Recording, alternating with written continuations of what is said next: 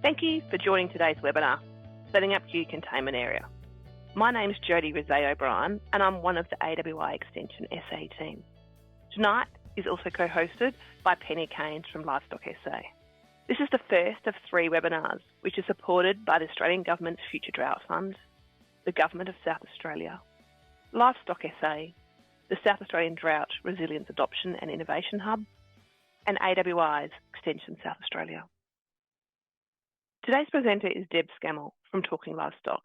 Deb's a livestock consultant in the Clare Valley, where she assists producers with nutrition and production planning in both their sheep and beef enterprises. Deb consults directly to farmers and runs industry courses and projects. Prior to starting her own business, Talking Livestock, Deb worked in commercial and nutrition space in several different roles, covering technical sales and national management. Deb has also been involved in a range of programs, including sheep genetics, DNA and EID technology, and extension and sheep research. Deb graduated from the University of Adelaide with a Bachelor of Agricultural Science with honours in Animal Science and has studied ruminant nutrition post-graduation. Thanks, Deb. Thanks, Jodie. Thanks for all jumping on tonight, straight after Easter. So tonight we're going to be covering containment feeding of ewes, but we're going to be covering the setup and how to do a successful setup that makes it easy for you to feed the ewes and manage them in those containment spaces. So I'll be running through first one of the most important things I find, which is site selection. So we'll talk about how slope's sort of involved in that as well, and how we make sure we're on the right sort of slope and soil type. We'll then cover off on some pen design, some fencing types, but a lot of your pen design actually comes down to the feeding system you choose. So there's many different feeding systems, and I'll also be covering those tonight and sort of the positives and negatives associated with each of those. We'll also touch on shade and shelter, which is fairly crucial depending on where you're sort of located, climate, and the months that you normally have stock in containment. And I'll finish up with just some water in containment, the troughs I sort of recommend, how to make sure your water infrastructure is going to work effectively. We'll have a bit of time for questions at the end.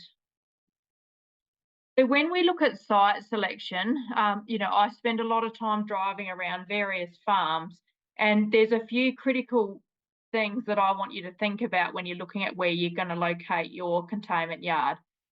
Now, the first thing I love is having them located near to sort of a good set of yards. If you've got a sheep handler, your standard sort of handling facility, and ideally your shearing shed as well. And the reason I recommend looking at these things is basically when you've got stock containment yards right near those areas, I find people will use them for a lot of other purposes. So they'll often be used for, say, quarantine yards as well, for new stock coming onto the property, just to make sure you tick sort of the box with biosecurity. But I also find them invaluable at crutching, shearing, if you can sort of hold extra mobs in those containment yards with a bale of hay, some water, preloading on a truck. You can get them in slightly earlier, and you've just got a good safe area you can use for other things. So, I find some properties it's not possible to do that. Maybe it's too close to your house. But if you can't, looking at sort of laneways going back to those areas so that you do make them sort of dual purpose.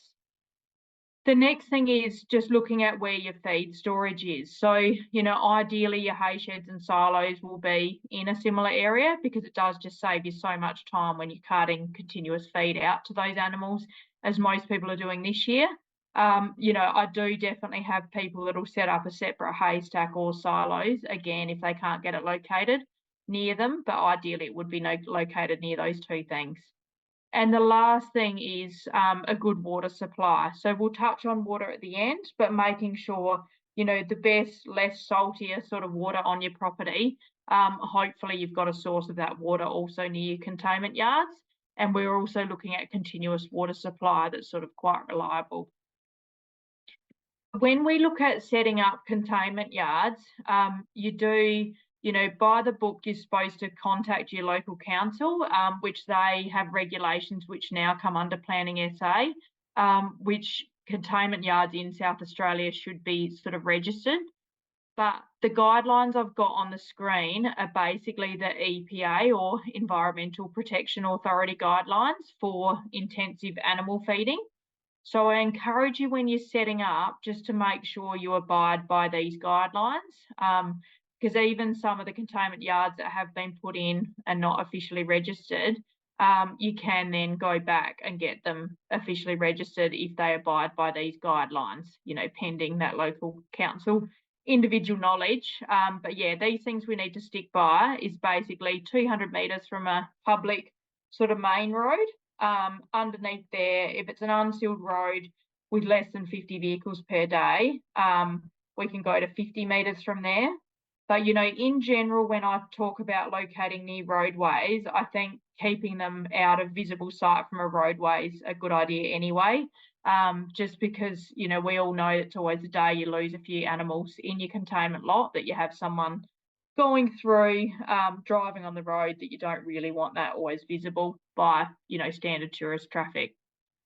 The next one to look at is major watercourses. So you need to be 200 metres from what is marked as a major watercourse and 100 metres from a minor watercourse, which you can get your SA government topographical map, and there'll be a little blue line on there, and you need to be 100 metres from those sort of minor watercourses, and then 20 metres from your property boundary. So I encourage you to follow those guidelines, but then within your own property, looking at that convenience of having it near your stock handling facilities and feed storage, if at all possible, or as I said, looking at your laneways.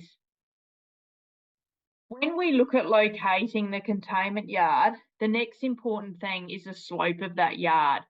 We've got to look at water management, and I find, especially in a lot of the dry areas where I sort of assist farmers to set up a containment yard, often they don't think of that breaking rain being when the stock are in. But when we look at stock containment, in high rainfall areas, we're often using it as that sort of gap while the pasture's getting away. So often you do have your wetter months, your May, June, the break of the season while the stock are in. And even in dry areas, you'll often have that opening rain with stock in containment. So, we look at it sometimes as a drought tool, but we need to make sure you can manage that water. So the picture I've shown you on the right there, probably a little bit too flat. There's not a lot of runoff. I also see some containment setups where the water will run from one yard to the other, which isn't ideal as far as sort of animal disease spread as well, for feedlots or containment yards. So yeah, ideally we have slope sort of from top to bottom of the pen, and we like a 2 to 4% slope. Obviously the one on the left, which looks more like New Zealand, but I have seen even within Australia, people locating containment yards just on huge slopes, and what we get is just so much excessive erosion, but also we see stock sort of walking up and down hills daily, sort of expending more energy than they need just on a really slopey pen. So that 2 to 4% is ideal. Occasionally I've had people that have had to sort of do contours and manage water flow a bit better, because you just cannot find the site that will tick on all the things we've just covered off. So, generally when I'm running field days or working with farmers, it's not always possible to tick off all of the perfect things. But, I think if you go ahead with a bit of a list in your head, often it's that we try and tick 4 out of 5 of the factors. And then you're not maybe using contours or managing your water flow because you don't maybe have quite adequate slope, or you're having to divert water from flowing from one pen to the other. So we have to make use sometimes of the areas we've got that tick all the other boxes. But when we're looking at setting up containment, pen size is relatively critical as well. I'm a real fan of sacrifice paddocks as a really good start to that containment feeding setup. So, in most areas I've seen this season, it does feel a bit like the long dry. We kind of had stubbles and dry paddock feed that was probably 4 to 6 weeks ahead of where it needed to be. It's run out quite quickly. Anyone that doesn't have a containment set up, I've got no problem with locking stock in those sacrifice paddocks like the one you can see on the right. The problem is you're just deteriorating a much larger area, so no problem short term, but if you are containing year after year, an actual pen at the correct size is a much better way to go. So the problem with those sacrifice areas as well is often when it does rain, you get that short green pig growing up in that paddock, and the sheep will sort of go off the feed a bit and chase that real watery feed around. The one on the right's about a 7-acre paddock. And, you know, they are expending a lot of energy consuming little green pig that's really not giving them too much nutritional value. So, you know, in a pen of the correct size, you'll find that's not always an issue. Plus, you'll also get sort of a mat of manure and straw, which will kind of help hold the soil together a bit better as well. So that's where the advice of pen size comes from, is to kind of get that mat forming in the pen, and also just not to have that green pig coming up. So, you know, in general, I like sort of 7 to 10 square metres per ewe, especially when we're holding twin bearing ewes in sort of, you know, 2 to 3 weeks off the point of lambing. When you look at other areas, I've found some higher rainfall areas or spring lambers, often they're in quite early in gestation. No problem then to go down to sort of 5 square metres per ewe, and that's similar to what I set up for lamb feedlots. But, you know, in general, when I look at pen size, I look at around 5 square metres per lamb, 10 square metres per ewe. And, you know, with plenty of clients, I often set up sort of dual purpose pens. So, you know, we're able to run basically double the number of lambs in a pen as what we can use. When we look at mob size of ewes, so, you know, looking at ideal mob size obviously also determines what pen size you're likely to build. So when we look at mob size, I like sort of, you know, around that 200 to 250 ewes. So, you know, my common pen size is around 2,500 square metres, which is suitable for 250 ewes, you know, slightly higher number of ewes earlier in gestation, or you could put 500 lambs in that same pen. So that's typically where the sort of pen size I'll be setting up. But when we look at pen dimensions, we start to look at the different feeding methods, which I'll go through shortly, and that'll determine how much fence space you actually need to feed along as well. So I'm just going to touch on fencing setups in containment, because I probably find a lot of people sitting on the fence sort of knowing they need containment pens, but, you know, not making the leap to sort of put something in. So I guess I want to point out with some of these photos that the fencing for a containment pen is really quite simple. So we're looking at just sort of standard ring lock or hinge joint wire, nothing special about it. We look at droppers 3 to 4 metres apart. So we still do need some relative strength in the fence, just because you are running reasonable mobs in there, you know, depending on if you're just having sort of quieter ewes or whether you're putting feedlot lambs through as well.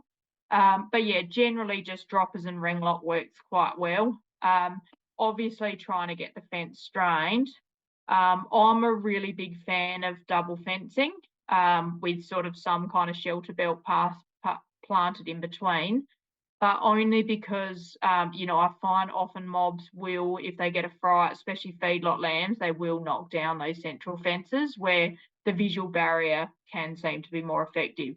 So, you know, if you can get your budget around a double fence, I sort of find long-term most people are relatively happy with what they've done between mobs. But as you can see in these photos, plenty of people will just do a standard ring lock fence between mobs and it still works quite effectively. Now, the picture I've got on the left is just a feeding setup where the sheep are actually putting their heads through the fence to feed. So when you look at these types of fences, often people will use sort of stay-tight cable, which will allow the stock to put their head through, and you can also retighten that easily. The picture shown there looks more like just plain wires, but allowing a decent gap sort of for the ewes to get their heads through without jumping into the trough is, you know, one of the good sciences with feeding sort of through a fence. Sometimes people will turn the mesh upside down and have some big squares at the bottom where ewes will put their head through, but I find, you know, potentially that wire ends up pretty loose and not looking great quite quickly. So my preference would probably be plain wires or stay tight cable as the 1 or 2 wires sort of above that feed trough.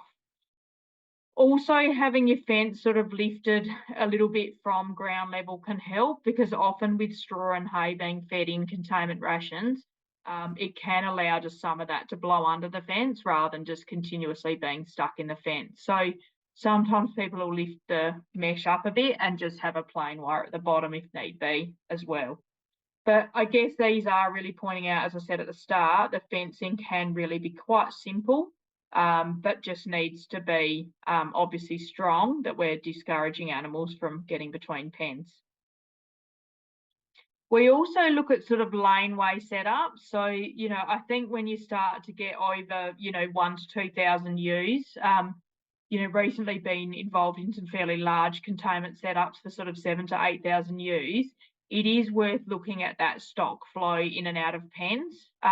So often a central laneway to load the containment pens each side will work very well, especially if you can do sort of the crown of the slope and then you've got the slope going away from the lane from each side, and also just then having your gates opening into the lane, and often people will have a separate blind gate on the other side of the laneway, so you can actually block the whole lane off and just let ewes load and unload sort of pens themselves. So having a think about that stock flow, and also just the width of your laneway. So, I've probably found some newer setups will do quite a narrow laneway because they're feeding out the back of a ute, for example. But I sort of always encourage you to think a bit to the future. So, you might go to a tractor or a mixer setup that's going to need a bit more space. So it can be worth making your gateways and laneways maybe a bit wider than your current equipment. So I'm just going to go through feeding systems. So, I find this probably with people looking to set up, this is the thing I'd spend the most time on, just because I find there's so many different methods of feeding in containment.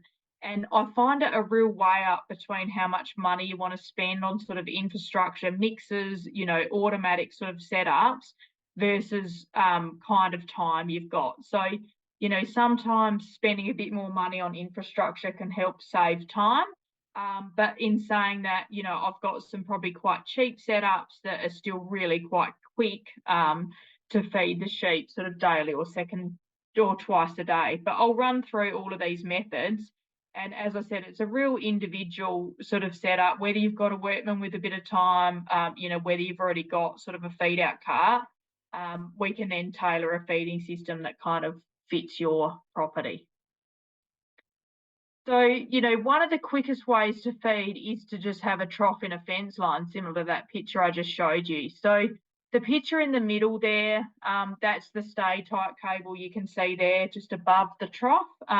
That trough's been made out of polybelt, which is available from a company in Queensland, and they actually send it down in lengths. So, that makes really effective sort of troughs. But on the left-hand side is just a shade cloth trough, which is quite cheap, but, often you have to replace it every sort of 3 years. They often last for around then, and then you start to get holes in them and they sort of fray and things. But the one on the left, one of the very big advantages of a shade cloth trough is the water goes straight through, and they're really easy to clean because you just flick them up. So that's just been hemmed and has a wire running down each side. But yeah, when we look at feeding in a trough in a fence line, most people would either have a trough even on the ground, like a conveyor belt, or a polybelt trough can be quite low to the ground. The stock will stick their head through. And, you can often just feed out of a bin off the back of your ute, or some of the trail feeding carts will have a side spout that you can just spit into there. But the problem with these, often you'll have your fibre in the pen, and then every, day or second day, depending on where they're at and what their energy requirements are, you'll be what I call slug feeding grain. And so the problem with this setup is we need a lot of fence space. So because you're slug feeding, say, once a day or once every second day, you need all of your ewes to line up at once. So, for a normal South Australian sort of merino, I work on 35 to 40 centimetres per ewe in trough space to get them all to line up. Obviously, it depends on the mature weight of your ewe and also how much wool they have, but that's what I would allow in setup. So, You can imagine for 250 ewes, that's a huge amount of trough space. And then we find those pens become quite rectangular. So you've got that large feeder trough access at the front, and then the pens aren't overly deep, but just very long and rectangled along that feeding lane. But it does mean you can feed stock without moving them in and out of pens, which I just find a real quick, easy way to feed animals. The picture in the middle is a total mixed ration, which is in a trough in the fence line. So that's been chopped up by the Keenan that you can see on the right. Well, that's a new one, but an older Keenan has chopped that TMR. So a really effective way to feed as well. You know, I often design rations if you've got a large capacity trough like that we can just feed sort of 3 times a week. And because of the fibre content and that the whole ration's in that mix, basically they'll just pull up eating, and we know that we've got 2.5 days of feed in front of the number of ewes in the pen in that trough. So it can sort of reduce labour just because you're feeding less frequently. They're also getting a real consistent ration. But the negatives there are basically the cost of the mixer that's capable of chopping large amounts of straw and grain. So that's slightly prohibitive if you don't have something, although I've got plenty of people that have accessed secondhand mixers that are doing quite a good job for them. When you get to a TMR, because the feed's available all the time, we actually need to only allow sort of 14 centimetres per ewe. So straight away we can reduce that trough space in the fence if we've got feed available all the time, rather than slug feeding that we're doing on the left.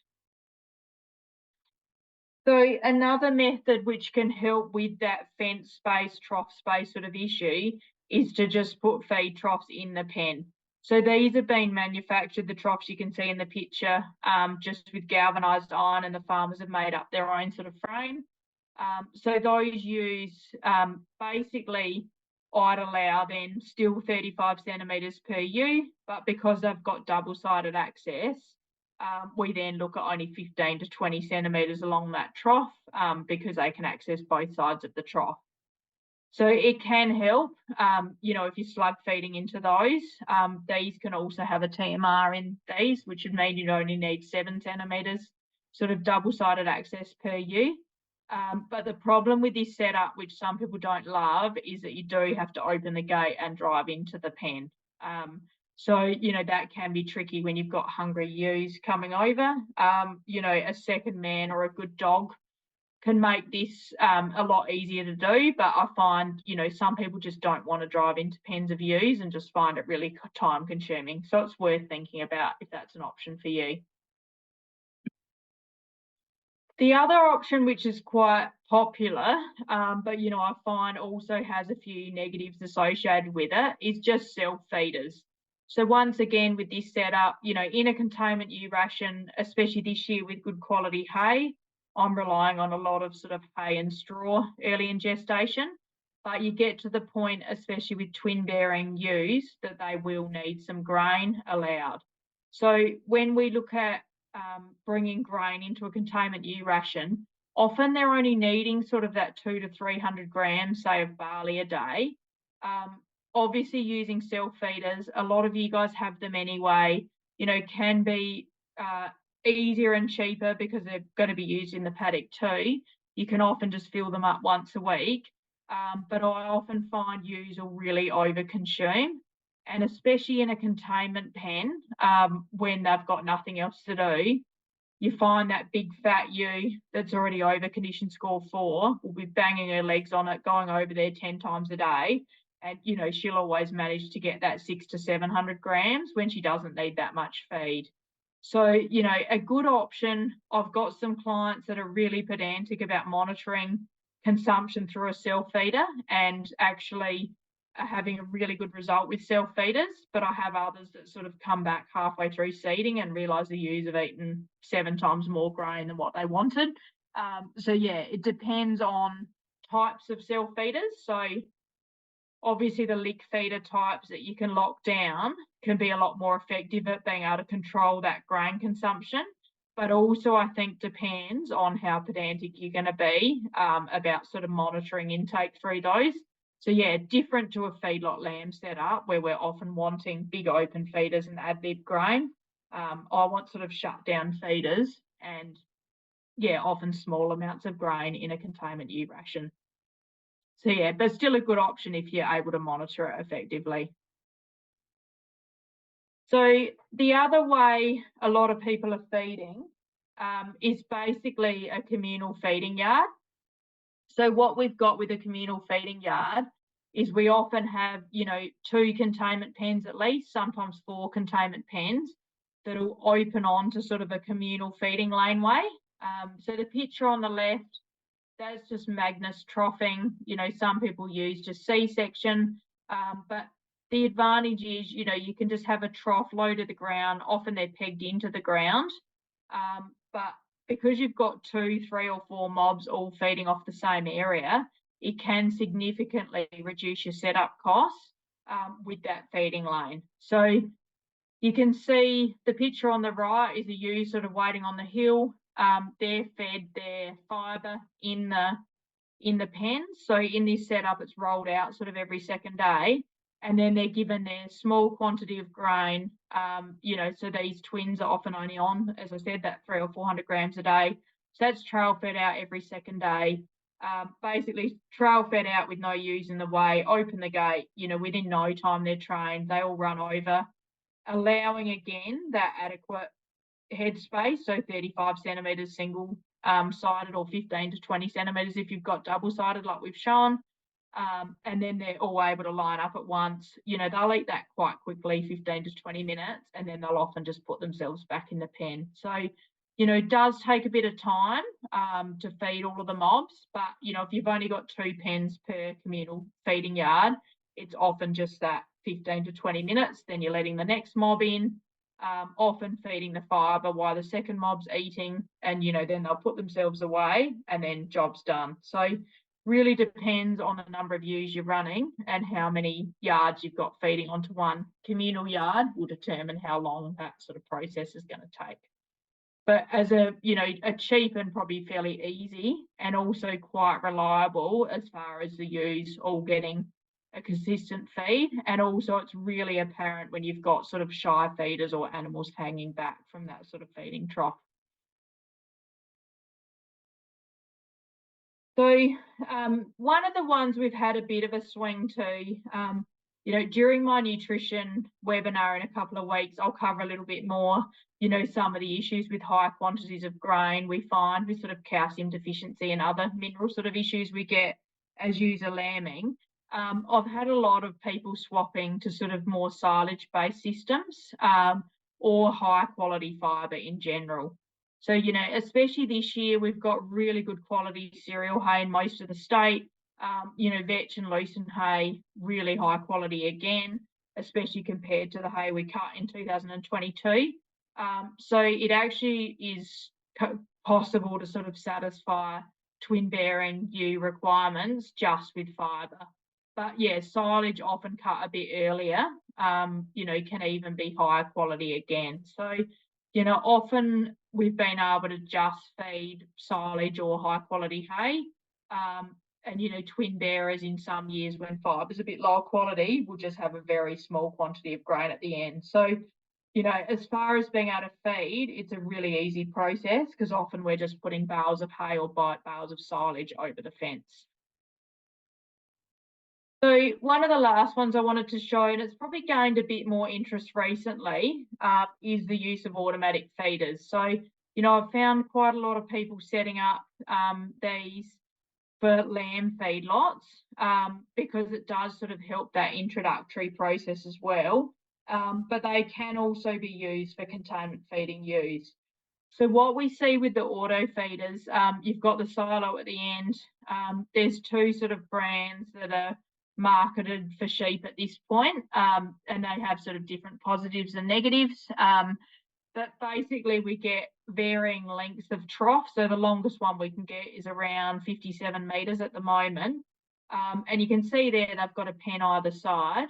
And what those auto feeders will do is they'll dial up an amount of grain through a centreless auger and it will fill the trough. So when you've got lambs in there for a feedlot ration, it can work very well because it'll just keep filling the trough as soon as they've eaten any, and it will be full ad lib feeding.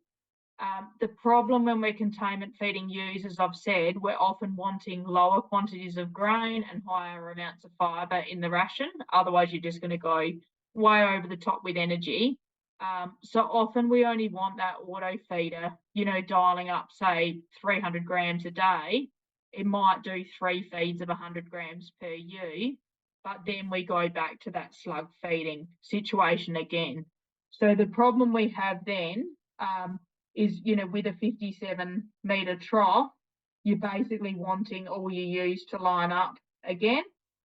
So at 35 centimetres per ewe, single-sided there, fence is shown in that picture, you're only going to get sort of 162 ewes being able to line up along that. So, yeah, I love the technology, but the problem is the cost of that sort of setup versus the number of ewes you can get around it when you're feeding small amounts of grain. But, in some cases, people are using it for lamb feedlotting, and then it does allow you to containment feed a smaller number of ewes in the pen also. So, a bit of a summary there. I've got a sheet happy to sort of share, but, the top one, as we said, any feed that's available sort of ad lib as a total mixed ration. We're looking at sort of 14 centimetres of trough space required, single-sided per ewe. When we're doing that slug feeding or that ground sort of trail feed, we're looking at that 30 to 40 centimetres single-sided. And, with self feeders, I often just go to sort of around 1 self feeder per 120 ewes for a standard self feeder.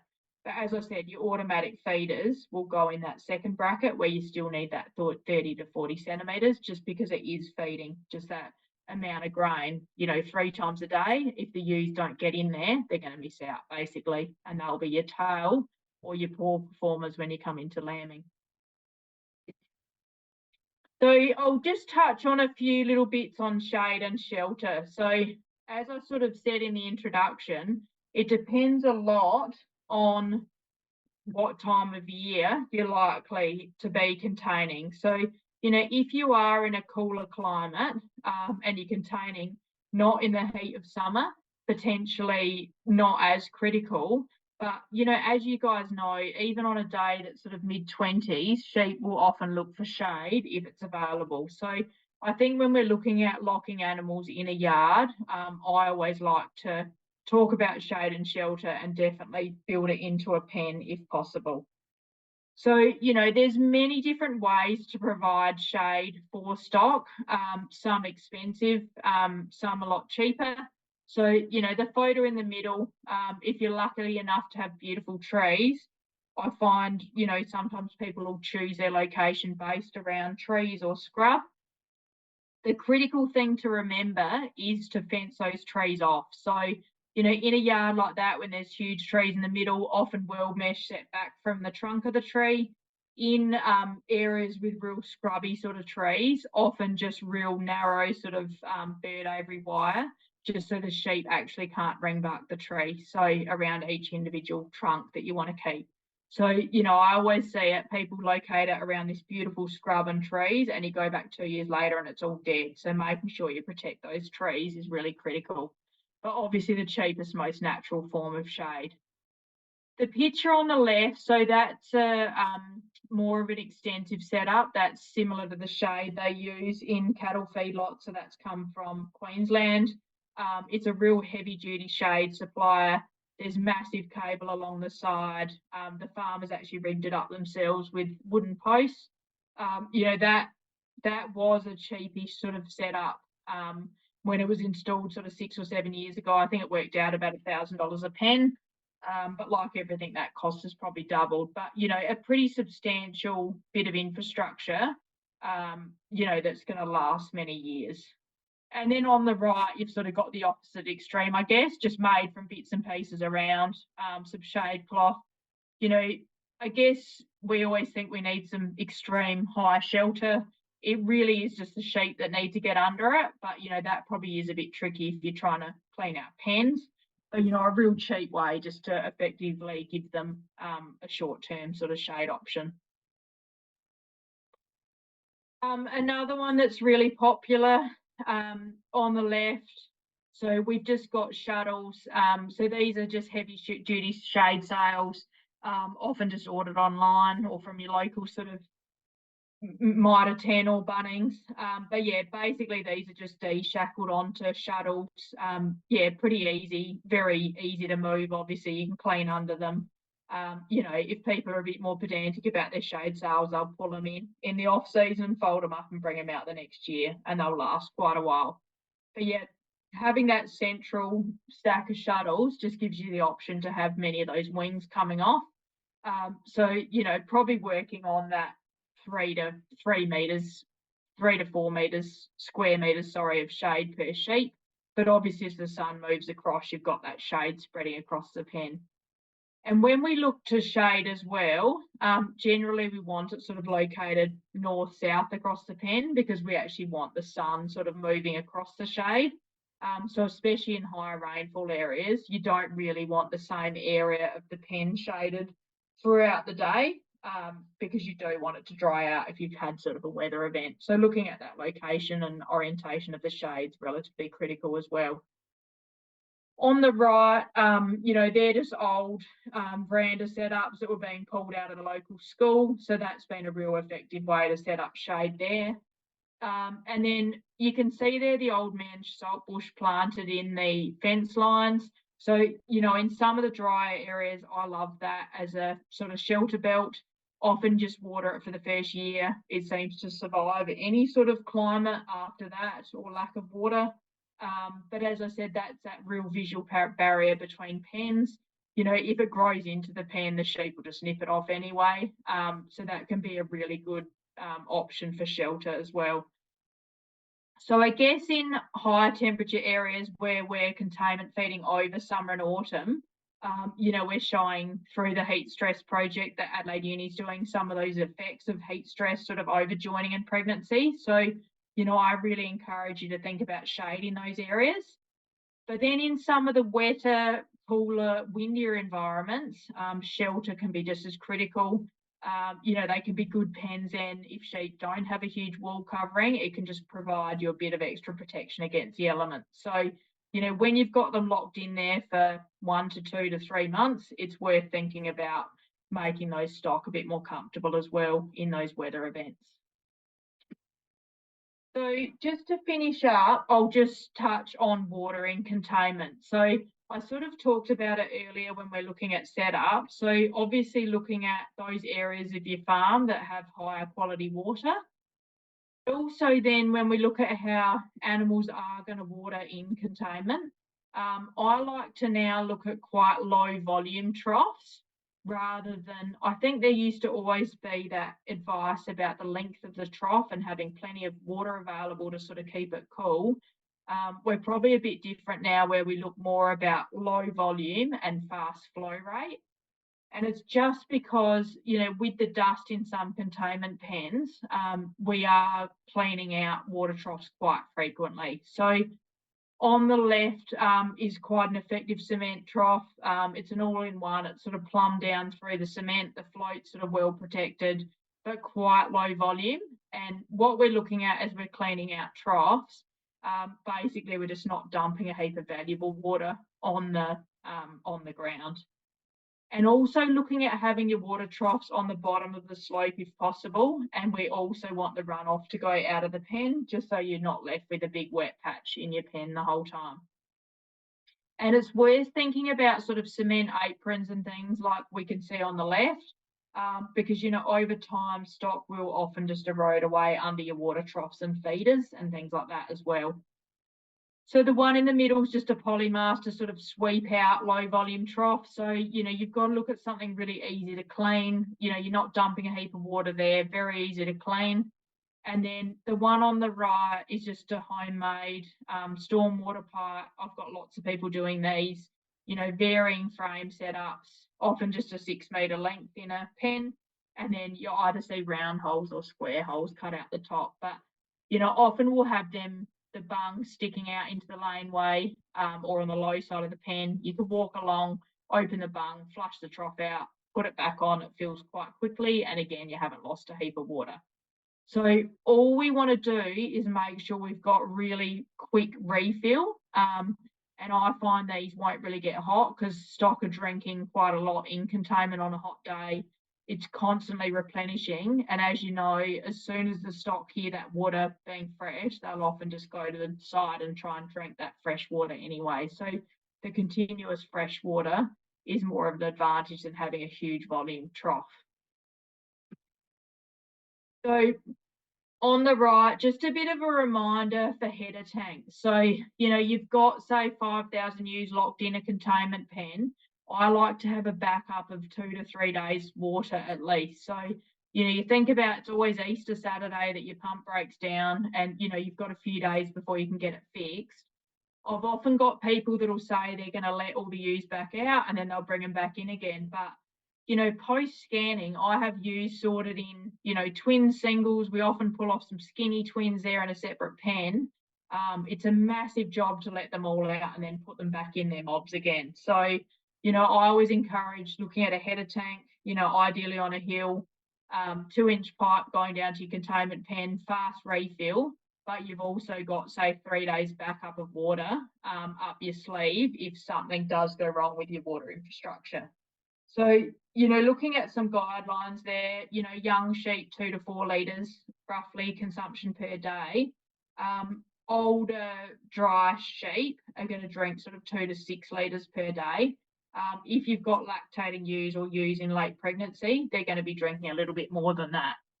And if you're containing on hot over the heat of summer, you can have 40% sort of extra water requirement above those figures. So, if you've got an adult sheep during normal months, I probably work on 5 to 6 litres per day when I work out a header tank sort of consumption. But if you're likely to have them in there over the heat of summer, I'd probably go up to sort of that 6 to 7 litres per ewe per day. Times it out by your number of ewes, times 3 days, and that's the capacity you want in those header tanks. And so looking at water quality, hopefully you're all not getting up really high in total dissolved solids or your salt level of your water. But, I do find on some properties, we've got areas of the property, say, that might be 10,000 plus, some at 5 to 10,000. In general, you want your containment yards on your better water. So, often I find across bores across the property, you might get a fair range. So when you're determining location, I'd really be looking for that ppm of less than 5,000 in dissolved salts, so your salt level of that water, just so it's suitable for your pregnant, young weaner lambs or all those times you may be likely to use those pens. So considering all of these things, I've probably given you a fair bit to think about as far as, finishing on water quality there. So knowing we're near the water, but also those different sort of things I want you guys to think of with sort of your site location. And then once you've chosen your perfect location, I'm then wanting you to think about, just simplifying that fencing. And then we also want to be looking at, I guess, the next thing is the feeding method that's going to suit you guys. So as I said, that's basically just looking at, time you've got available, which, I find most people are time poor these days. So it is just finding the quickest but most effective way you can feed. And then, any infrastructure you might already have available, like a mixer or a feed out cart, that can really determine what might be the best way for you to feed without, purchasing a heap more sort of equipment to do it. But in general, I guess getting all of those factors right, I find, will contribute to the success of how the containment feeding sort of goes, which, the whole goal is that we're going to increase lamb survival and sort of get extra lambs on the ground and reduce our ewe mortality, and obviously increase the sort of ground cover of our paddocks. But I'll finish up there. If anyone's got any questions, I'll hand back to Jodie, who will take some questions, I think. Thanks, Deb. We've got a few questions that have been submitted by people listening tonight. Penny's got the first question. I'll hand over to you, Penny. Thanks, Jody, and thanks, Deb. That was great. I've got two that I've been thinking of. So there's a lot of issues with dust. What are your thoughts on managing dust and the conditions that um, that can occur in, when dust is a problem? Yeah. Yeah, so dust is a real issue, especially in the first year of having those containment pens. So it depends a lot on your soil type, obviously. So your lighter soil types often create a lot of dust in that first season. And it goes back to what I sort of said about your pen space. So looking at that 5 to 10 square metres per animal, you'll actually reduce dust. And it's just because of that mat of manure, straw and things that forms on the surface and prevents that dust sort of flying around. So often I'll, encourage people, especially in a year like this where there's probably a fair bit of straw around that's not costing a fortune, probably cut a few extra bales, let that mat sort of form. And I find the second year, after a bit of sort of weather on it, and the compaction of the hooves and the manure and urine and straw, we often don't have so much of an issue in the second year. Great. Thanks, Deb. A question here from the audience. We talked about water and water quality there. Where can you send samples off for testing? Yeah, so there's different places you can send water samples. So a lot of the local landscapes board will actually do a salt level, so just the salt ppm at no charge. So it's probably worth inquiring with those first. Your local pool shops can also do that test. But if you want a substantial water quality test, I use APOWER, which is a lab in Adelaide. You can look them up online. I think it's apower.com.au, and they'll give you salt, but also all your other mineral levels in your water. So, when we talk nutrition, I quite like to know what the stock are also getting out of the water when they're in an intensive sort of feeding setup like that. So, Deb, further to that, cost approximately of Yeah, so I off? reckon it potentially may have changed slightly, but last time I did one, which within the last few months was $99 plus GST, I reckon, per water sample. But yeah, it does give you a lot of information, and it will also flag whether you're higher or lower than what you like within certain parameters for minerals. So it can give you a first bit of a heads up if you might have an issue. Excellent. Penny, you had another question for Deb? Yeah, just another one, Deb. I think you might have already answered it, but I will still pose it. There's a lot of information here today. What is the one thing, if someone is looking to set up containment, what is the first thing they need to think about? And how do they go, like where do they get help to actually achieve what they're trying to do? Yeah, so I'd probably the first one is site selection. I'm going to give you two, even though you asked for one. Yeah, site selection, which is all the reasons I said early on, just that it's dual purpose. I just find people that have them close to where they're handling sheep just never regret where they've located it, because they just can't believe how many times throughout the year they use it. But the second one is really that feeding methods, but not only for now, but also for the future. I just find a lot of people build how they think pens should look. So they just have a narrow area to the laneway and, a rectangle going the opposite way to what I talked about with a trough and a fence. They start with self-feeders. Within a couple of years, they wish they had a trough in the fence line, and it's just impossible to turn those pens around. So, I sort of encourage you to, I guess, get some advice. There's lots of webinars being done now. I think there's a lot of consultants that are quite experienced in containment feeding. So, yeah, I encourage you probably to get a fresh set of eyes, even if it's just your neighbour that's done it, to look around your farm, help you with those location and set up things. Because often, you might just set it up slightly differently, thinking of the future. Awesome. Thanks, Deb. Thanks, Deb. Thank you, everyone, for your questions. I just wanted to remind you, this is the first of 3 webinars with a focus on ewes containment. The next one is on the 17th of April on nutrition for ewes, again presented by Deb. Please register for that. If you can't find the link, please flick me an email and I'll send that through to you. And then our one on the 1st of May is with Chris Scheid about managing your bank manager. So we encourage you to register for those. I just want to thank the supporters of the webinar series, the Australian Government, the Government of South Australia, Livestock SA, the SA Drought Resilience Adoption and Innovation Hub, and AWI Extension South Australia. We thank you all for joining for today's webinar. Deb, we thank you for sharing your insight and expertise. If you think of an additional question, you can contact me directly by using the information on your webinar registration. We thank you for your time and have a wonderful evening.